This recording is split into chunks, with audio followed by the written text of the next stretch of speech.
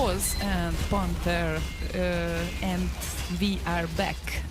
We are back with our interview subject, who is Atlas today. And I'm going back to the questions. Hi again. Are you there? Hopefully Hi. you can hear. Yeah, of course. Okay. Hopefully Yeah, everyone yeah. can hear. If they cannot, then probably sooner or later they will inform, and sooner or later I might notice at the channel. Anyway. Okay.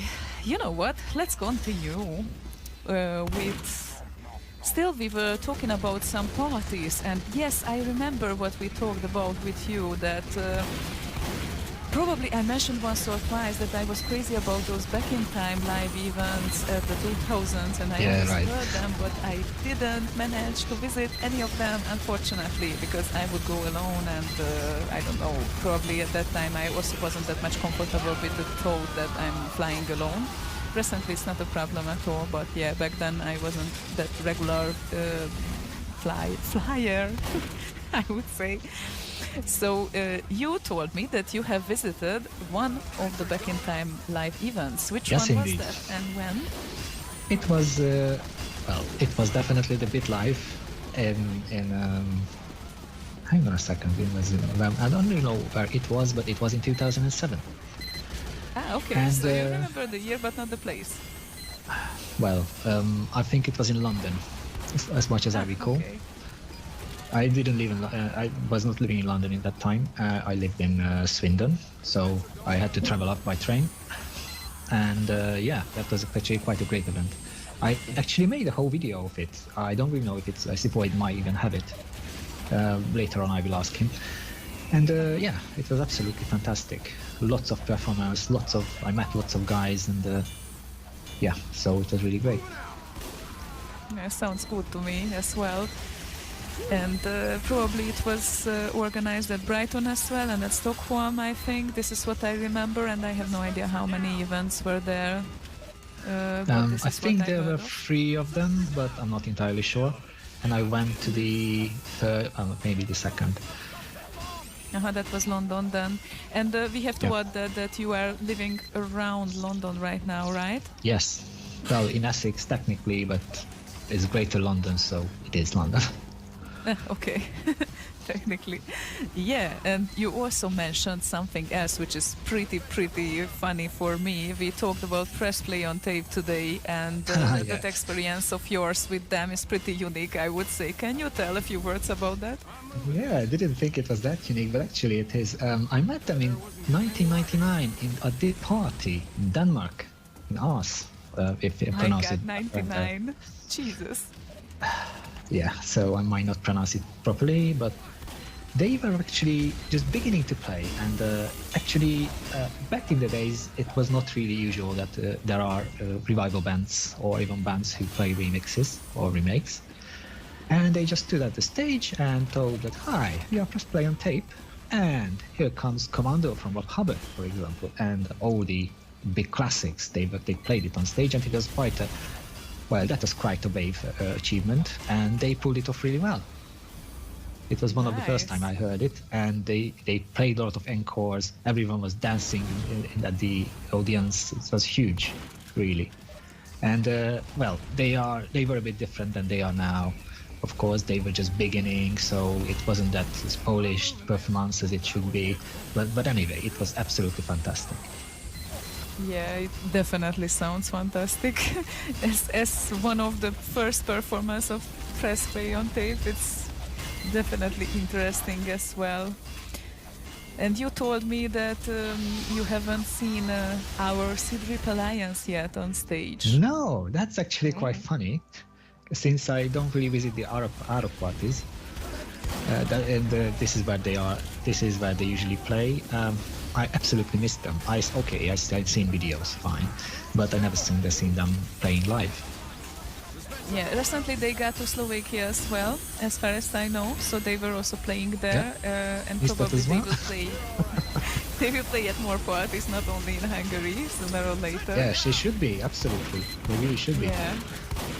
So maybe you have a chance even to get them at any other places. Either that, or I will just visit our party once in a while, which I really should. Yeah, you should. Last time I Yeah, think I we met at which Aero party? 2008? 2008, yeah, I think that was the one. Jesus. 9 That years wasn't ago. yesterday. Yeah. We are getting older. Well, that does happen. There's nothing wrong with Yeah, that. to think about that, it frightens me sometimes. That 9 years and it just sometimes like it was yesterday. So yeah, probably this year you could visit because it's already announced that it's going to be at 11th until 13th August. Our party. I'm telling to the others as well. It's going to be at a countryside little town as usual at Hungary in a school, basically an elementary school. It's very sweet location. It's in a village actually, and. We have a few foreigner visitors, not that much, but people you can make it happen and make the statistics better. So you think about it because it's pretty cool, 8-bit event. And I would say that it's also that kind of intimate like this Data Storm was. So it's not that a big party hall, but rather very, how to say that in English? Probably it's family-like. Yeah, so we are like a big family. This is what I would actually, say. I really like the atmosphere as well. So everyone knows each other to start with. It's not a huge party. and even if you don't, then you will. Yes, absolutely. After a couple of years, you will know everyone. Yeah, because probably you mentioned that once you didn't went to gathering because a friend of yours also didn't went and he didn't know anyone, and I think that all the gatherings are like that you don't know probably anyone before, but you just go there and those people are pretty much open to know you. So that would be the point of the gatherings, right? I mean, if you go there to meet people, usually that's the only way to do it, to actually meet people. So you have to go there. Yes. That makes sense. Totally. So yeah, they are not the same, but I'd like to visit those as well. Can you tell me, by the way, when did you get your first C64? Sorry, I cannot talk. Neither can I. So, I think I was finishing the elementary school in Hungary. Then, back in the days, that was 8 years. So, I think that was in 1990. Well, I don't want to say anything stupid. 93 or 4. And wow. I was 3 or 4? as usual, 94, I think.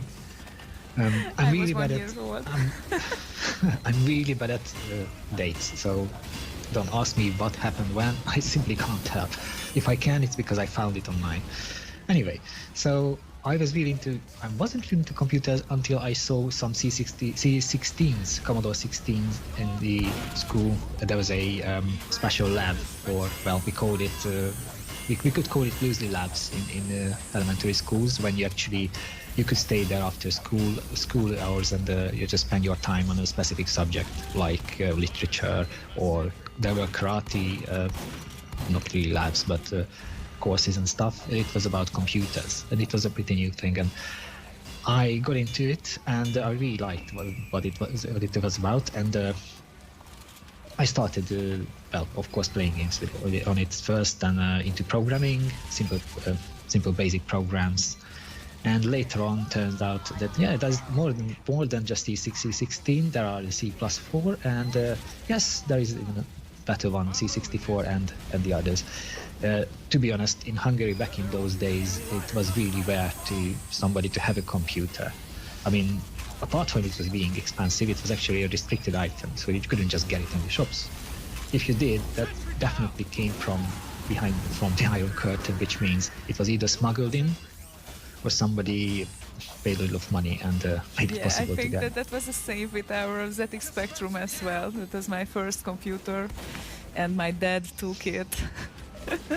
Yeah, so I'm pretty sure that's how most of the computers got into the country. And as time passed, I was actually interested more like in the C64 rather than the DAD series, the 16 or the +4. And when I finished the school, well, of course, everyone told that no, it's not that easy to. I don't even know why do you want a computer. It's nothing you can do with it. Just playing games. That's what you do all the time anyway. And but my parents actually bought me one. you have a programming background, and if we start to talk about that, I would suggest that let's leave that for the next block, because right now we are fulfilling also a request of XX, that's the absolutely. XX, and after that we are coming back, because we talked like, I don't know, 10 minutes already.